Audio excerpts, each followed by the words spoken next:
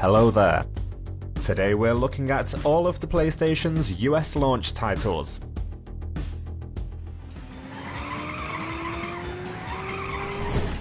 First up, we have Air Combat. Even though the game looks like it was made in Microsoft Paint, it's still fun to send a missile hurtling into the back of an enemy. This was touted as a flight sim, but the battles are definitely more arcade-like than realistic.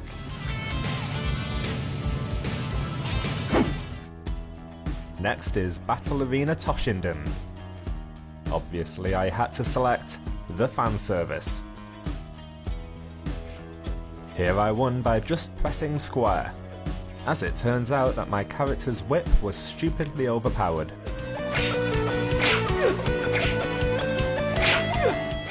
This guy was a little tougher, but I still won by just alternating between two whip attacks. Check out this 10 out of 10 animation. This was very average.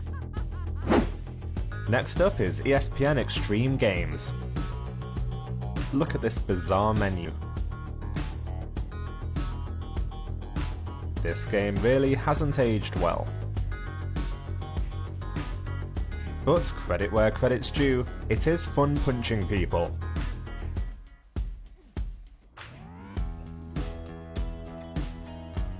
This would be a great game on a Genesis or Super Nintendo. Next we have Kalik the DNA Imperative. The catchiest name ever. Here the intro cutscene just keeps on replaying until you press start. A unique feature. The level design in this game is very uninspired. Corridors galore. This walk though.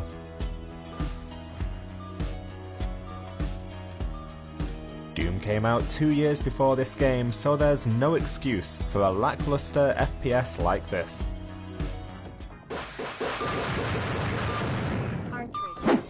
Next is NBA Jam Tournament Edition. This is one of the greatest sports games ever made. But this is pretty much the same game as you'd find on the last console generation. So when the PS1 came out, it's likely that you own this one already. Next we have Power Serve 3D Tennis. At the start I was having a hard time hitting the ball, and I thought this was down to the awkward camera.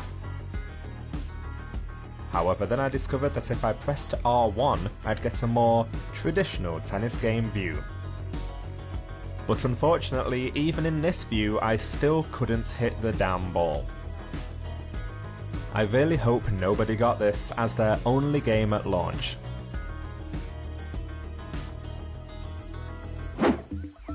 Rayman is up next, and I'd say the best game here.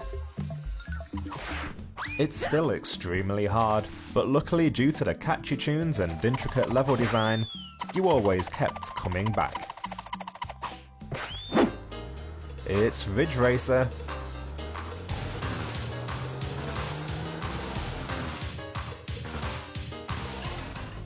This game helps set the blueprint for all of those racing games that you see in arcades today.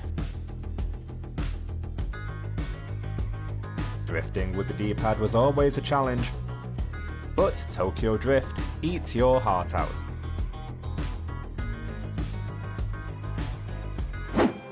Another low point up next. Street Fighter the movie, the game. Iconic Street Fighter characters, tragically replaced by their lame film counterparts.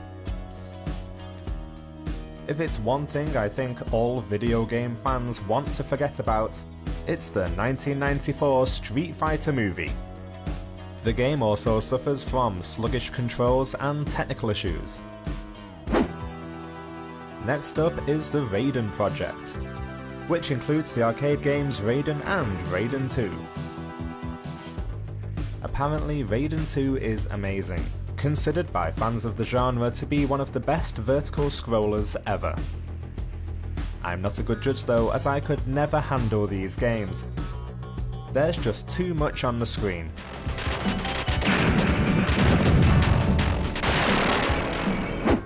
Next is Total Eclipse Turbo. This is the same 3DO game, but given the name Turbo and ported to the PlayStation. Unfortunately, the controls are far too sensitive, and so when the game forces you into tunnels, it often means death. Also, the guitar backing is really quite annoying after a while.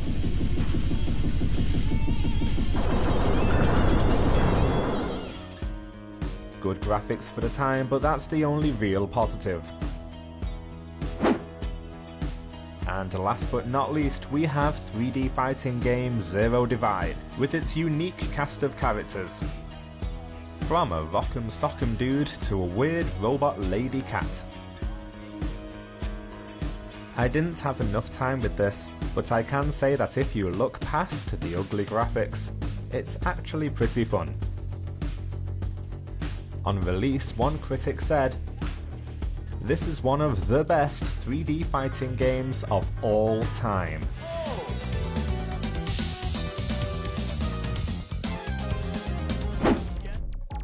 Before I go, I just need to mention that the PS1 was released in Europe a few weeks after it was released in the United States, and whereas we didn't get Rayman, we did instead get Wipeout, which even 25 years later still looks amazing and plays incredibly well.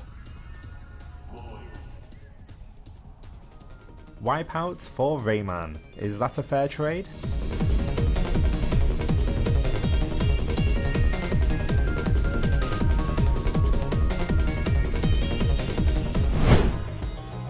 Let us know if you got a PS1 at launch and your choice of games, and thanks for watching.